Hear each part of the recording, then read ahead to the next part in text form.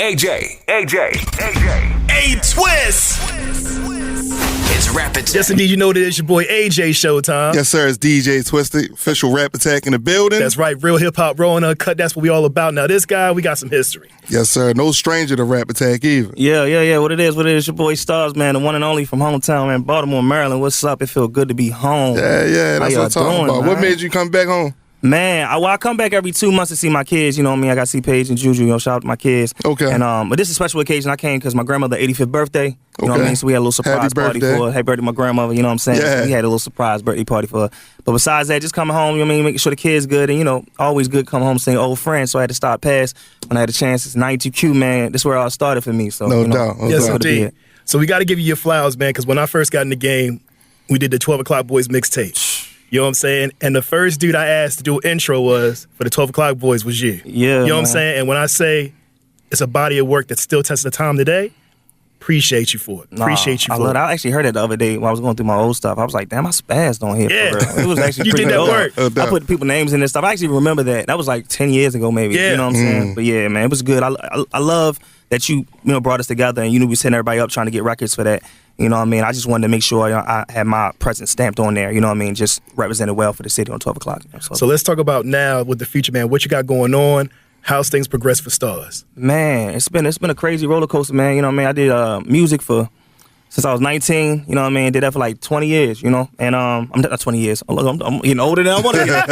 I did it for 10 years, you know what I mean? I had 3 deals, you know what I mean? And I went through these deals and I just, trying to find my way in the music, you know what I mean? As y'all know, I had lots of singles, lots of great records, man. I collaborated with amazing people, met some amazing people, but I think it came to a time where I just felt like I wasn't appreciated in the music, you know what I mean? Okay. And I moved on to film, you know what I mean? Shout out to Maggie. Maggie gave me my chance in the film industry type stuff. I started shooting music videos with her, which I always directed my own music videos, you know what I mean? But I really wanted to take a new chapter of my life and really just try something different. You know what I mean? I did music for a long time, and it paid me well. Life was great.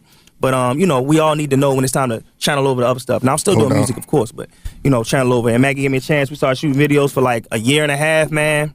And I had a chance to go do a TV show production. And I was a PA. I was a PA on this joint. I was like, damn, I'm about to go all the way down to this level of PA. And when I was just traveling the world and touring the world and stuff, I just knew I had to move my next chapter. I PA'd, and then, after like 2 years, I become, the production manager for Zeus Network. You know what I mean? That's just dope. putting the hard Congratulations. work in. Yeah, thank you. So and you're doing a lot of big things, man. Thank you, man. I love it, man. Zeus is a great network, man. You know what I mean? It's us, by us, for us. You know what I mean? I know it's a lot of controversy around it, but I really love the fact that we just doing it ourselves and we make it our own way. So I'm great. Now, do you get, is it better opportunities in filming, or like, is it harder to get on as a rapper?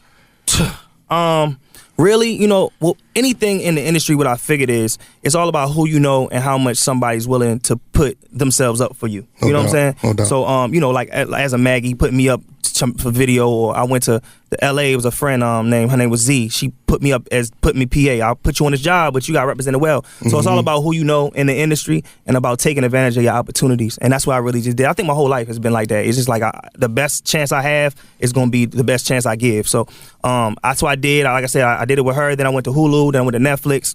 And I found out how to become what I am today by trial and error. And then I had a chance to work with Zeus. And it just makes sense to stay with Zeus because, shout out to Netflix and Hulu. I mean, I did amazing shows over there, even AEW wrestling, RuPaul, High Hopes on Hulu, Growing Up Hip Hop. I did a lot of shows. But when I got to Zeus, man, it just felt like I was appreciated more there. You know what I mean? More so than just being a person with a title. It became a person of a family. It's a lot of family things that go in at Zeus, and we all stand by each other. So that's why I feel like it's best for me there. So through your trial and error, for those who are trying to break into the TV industry, what's some advice that you would give them? Oh, man.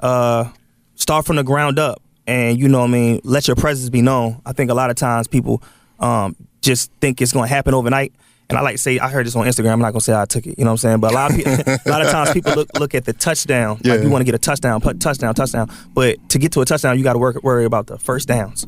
And I think it's important to worry about those 10 yards at a time because the touchdown's going to follow. It has to. So once you focus on those 10 yards, you'll get the touchdown. But I think you got to understand you on the ground up, understand your position. And for a person like me who had so much going on in Baltimore and even other places, going to LA and starting over is humbling because it's a very hard place to live. Talk about that process. Man, that process, man. Like, I got to LA, I told my baby mother this. I said, yo, I've been doing so much different stuff. I need to go to LA for a year. And I got to figure out what I'm going to do for me to help us, because I know I have potential to be something great and to bring a lot of money in and to really, put my best self forward. And music has helped me up to this point, but I'm ready to move into a different direction. So I went to LA for a year, and man, at first, I was couch hopping. I was humbly couch hopping, paying for people groceries, doing what I could to, stay around, waiting for jobs. I was waiting for shows that needed people. And, like I said, people remember you. So I did this one show. The next show, hey, yo, we got this next show going on. Oh, we got this next show going on. I did K. Michelle, then with the Bobby Brown, then with the Grand. You know what I mean? So it's just like people remembered you and you kept moving. Yeah. And, after a while, your title goes up because, okay, oh, you PAR, but you could probably coordinate. And there's another person behind you saying, oh, you going to coordinate. Then talent produce. I talent produce for the show. Okay, you could probably talent produce. Now I'm known as that. It's just about really, letting people take a chance on you and like making sure you don't F up. You know what I'm saying? So that's what I did constantly until I got in a position where I am now. And, even with Zeus, like I had to coordinate first. And then I showed that I can handle it, because that's a really crazy show. Like, we're moving fast. It's a lot of fast pace. We're making decisions in half the time that you would on a regular network like Netflix and stuff. You're doing it in a time of like a day. Like, all right, in Netflix, I had a week to prepare for the show. On Zeus, I got a day because we're moving. Yeah. So, you know what I mean? But I kept showing up and I kept doing my best, and they wanted me to stick around. So that's how it really All right. goes. Well, LA is a very fast pace. Man. So it's a lot of distractions also. Yeah. How do you stay grounded? And I don't know if you're single or not, but I know you slaying them out there.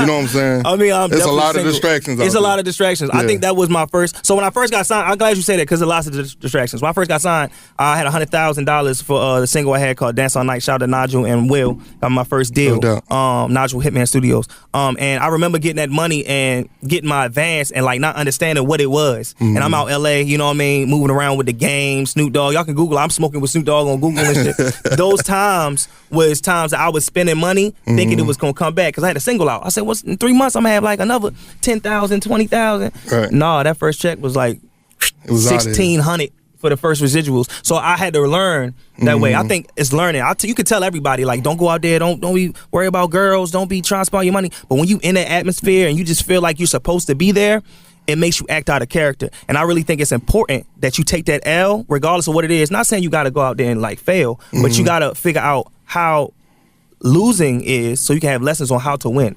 Like, I took all those L's and all those years of music, and it made me understand how to deal with money, how to deal with relationships, because off the Henny, I was off the mouth a little bit back in the day, you know what I'm saying? But then growing up, it made me understand, like, okay, this is how you should handle pay. I used to mug people when I walked in rooms. I used to be like, y'all should know who I am, instead of smiling and introducing myself. That changed my entire, like, phone book. Like, because now everybody wants to know who, oh yeah, he was a nice guy. Da-da-da. Know your person, know your personnel, know who you are, and like move smart. But to get back to what you're saying, LA is very, very, very dark, and it will get dark if you don't. So you laying them down. Yeah, I mean, at this point, you know what I mean, I'm in a good place. No, You know what I'm saying? Yeah, keep it clean, bro. You know keep what I'm it saying? clean. You know what I mean? But yeah, I still gotta watch yourself. You know what I mean? Make sure Real you're around talk. the girls that are working, not nobody who just want to be under you and just take the money. You know what I mean? Real Like, talk. be smart with it. So when it comes, let's circle back as far as you being an artist. Yeah. What are some of the lessons that you've learned from that in terms of not only being an artist, but also putting your work and music with other artists and, just things that you've learned to make sure that you're a bigger brand? So this is something I wish I knew back then. Well, now, of course, I write songs. I've been songwriting for about maybe like 6-7 years for artists in the industry, and which is fun. Mostly women, you know what I mean, which I love to do. You know what I mean? That was a passion I always had. You know what I mean? Even when girls come on my songs, I used to help them with it and stuff. But ultimately, I just think that I needed to go through that music platform of what I did to be able to understand how to do songwriting and how to handle myself in those places. You know what I'm saying? And I think it helped tremendously, because without that, I wouldn't even be here doing this. You know what I mean? Like I said, it was a stepping stone. But now songwriting, like what we talking about, man, it's something I love to do. It's something I do outside. I actually went to LA to do that. No doubt, Then it no was doubt. like the TV thing was the first thing that popped up. I was like, all right, well, this rocking. But I was in Atlantic studio working on songs with I know Simba. I worked with him on his album. Yeah, Shout out to he's a Simba. dope guy. I like him. You know, and some other connects. You know, I know Roddy Rich had some sessions. You know, I just told you about Ken the Man. I got a pin on her record. Salute. You know what I mean? Yeah. So it's BDK, which is an amazing Yeah, record. and we playing that joint too. Yeah. So I got pin on that, and you know, just staying active. But also, you know, just making sure I'm always making my presence known in those moments. Because when you on the studio sessions in LA, everybody doing what you're doing. But what's gonna make you stand out? You know what I mean? So, you know, that's what it come down to for us. So you said, what makes you stand out then? Honestly, it's when your time comes to shine, make sure your lights are on. You know what I mean? Like, I sit back sometimes and I know I got some good stuff. You know what I mean? At the end of the day, I'm gonna play I got some bangers. No doubt. But everybody feel like they got bangers. So when my time came, I remember Simba session. I'll bring this up. I was in Simba session 3 days in a row. Simba ain't talked to me at all. We talked about this too. Like, I was just in there. It wasn't like I got brought in by one of his homies. Yeah. So he was just like, he said, "What's up?" You know what I mean? But I said I produce and I write and stuff. But he just was like, "All right, cool." You know what I mean? Came the second day and he didn't really say too much. You know what I mean? Then the third day I came early. You know what I mean? And so now he knows I'm coming every day. And he was like, "Well, let's play some joints. Let me see what you got." That was my time. It wasn't my time before. It wasn't my time. The other 2 days be like, "Hey man, I got some joints. When you listen to my stuff, hey yo, I got some bangers for you." You know what? I had the blessings to come a couple days, so I just knew I could stretch it out and wait. He gonna say something because he's seeing me. I had to do something.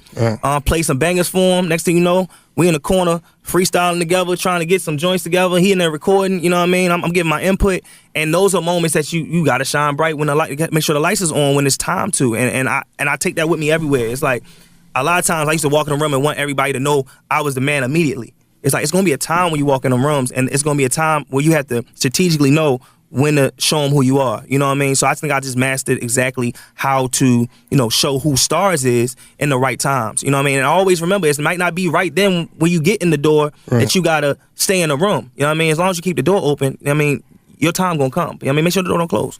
So that's what I did a lot of times. Now, you stay moving, right? Yeah. And you stay busy. We can see how active you are. Yeah. What do you do to release from all that? Like, what do you do on your time off? Man, stay in the house. Stay in the house. I got a nice apartment, and I got a loft in LA across from Crypto. It's nice. Okay. I want to sit down, lay down in there. You know what I mean? No doubt. Or real stuff. You know what I mean? Go do regular stuff. Like I'm doing, like you say, I'm traveling like whether it's we're in the Caribbeans. You know what I mean? Barbados, Costa Rica. You know what I mean? DR. We going to Africa next month. You know what I mean? I've been in, I feel like every state. We went to Hawaii. It's like every other month. You know what I mean? It's just a week. And so doing it so much, I just found it, my pieces coming home, you know what I mean, getting away from all of it, because LA and Baltimore are totally different places. No doubt. But also when I'm in LA, like, kickbacks, you know what I mean? Come to the crib, you know what I mean? You want to watch a movie, I mean, get a little something, you know what I mean? It's time to check in with Shorty and just watch some movies, go have a drink and just, like, do regular people stuff. Right. You know what I mean? I'm in a place where I'm doing incredible stuff a lot of times, and it comes to a point where I just miss laying up and watching a movie on some real stuff. You know what I mean? So those kind of things are just taken for granted. Or even my kids. Like today, my daughter, she cheerleads. You know what I mean? And today she's cheerleading, and I'm here. I'm excited to go do dad stuff. You know what I mean? I'm about to go sit on the bench and, you okay? You know what I mean? Do your little cheers. I'm out there. I'm being an embarrassing dad.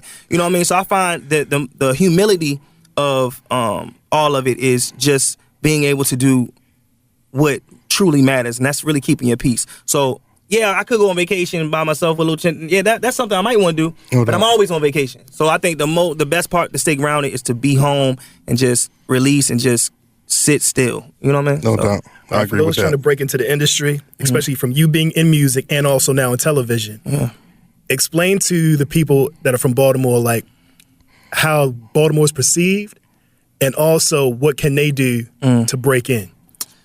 Especially because right now, everybody feels like it's time for Baltimore to shine just like Atlanta did. You know what I'm saying? And East Coast, everything. So, because there's a spotlight on the city right now. So what's the temperature right now from your aspect?